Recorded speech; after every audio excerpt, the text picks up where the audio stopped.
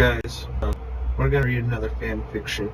I'm gonna read this because I really feel like reading this and having it up on YouTube. I hope you guys love this story.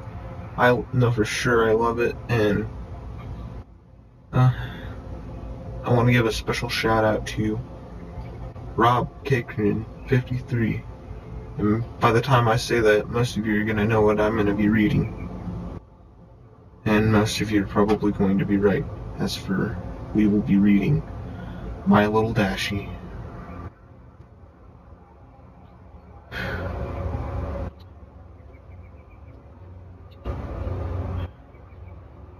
Alright. My Little Dashie, Part 1. And I hope you guys like that too. When I start new fan fictions, I plan on doing a thing where I'm going to say the title of the story in whatever part. As if you guys can read the title, but My Little Dashie, Part 1.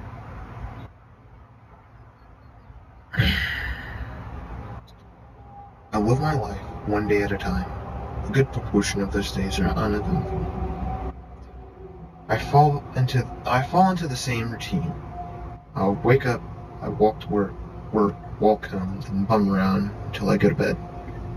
Sometimes I'll hang with a few of my friends, while other times I'll just play video games or watch My Little Pony Friendship is Magic. Every so often something new and interesting happens. I meet an old friend, I find $1 on the ground, or I get chased by a stray dog.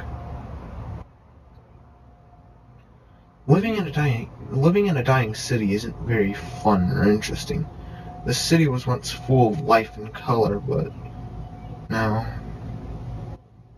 most of the houses are sagging. The businesses sit empty and abandoned, and several open fields lay bare to the once great factories that helped drive the economy. I had never been around to see the city during those times in person, but I have seen pictures. My mother and father lived happily, and they could only wish for the same for me growing up. Sadly, though, I cannot say that I have achieved those wishes of theirs. I've fallen into the same dull routine: wake, work, sleep, repeat. I do have some moments of bliss, but the daily struggles I go through outweigh the small moments of joy I have. My Little Pony has helped, but it's still just another thing to get my hopes up on. Every time I see the show or one of the ponies on a fan site, I recoil a bit at the bright colors and the joyful faces of the ponies, and the beautiful scenery of their world. It's so hard to look at their beautiful world, having it so close to my grasp. I reach out to touch its warm colors and bright smiling faces of the ponies, only to be stopped by my computer screen. I snap back into reality, and it gets to the point where I simply will just shut down my computer and walk away. I do that a lot, especially after my parents' deaths. I go for a walk. When I feel sad, I walk. When I feel tired, I walk. When I feel like walking, I walk. Walking has become my second life in a sense. I spend at least half my day outside along the crumbling sidewalks and decaying suburbs. I've seen people come and go.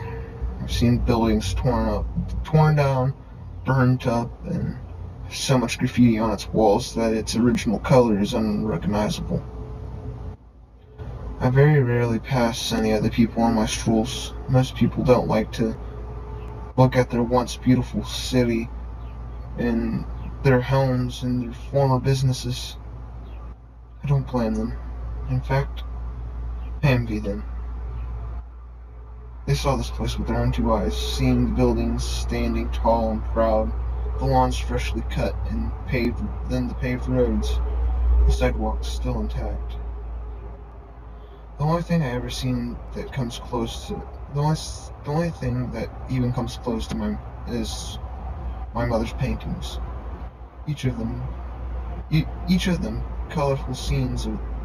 Each of them have a colorful scene of this concrete world. She started painting once everything crumbled beneath her feet, making the sad scenery before her look beautiful. They're masterpieces of an open field that yielded a parking garage. Over it she drew an amazing rainbow. My favorite picture. Guess that is also part of why I like Rainbow Dash the most out of all the other ponies. Her colors and her amazing sonic rainbow. All remind me of that picture. Then there had been times where I had wanted my own Rainbow Dash, or more realistically, a plushie of her, to curl up in bed with.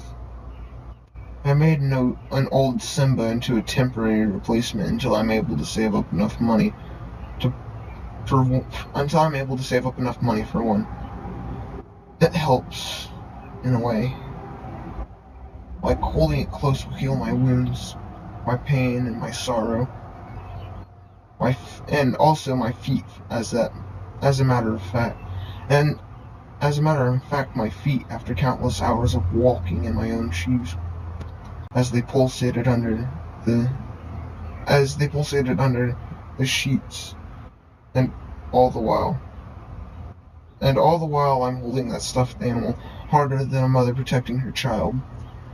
It's the only thing I can look at and feel true joy, even if it isn't physically the Rainbow Dash I want.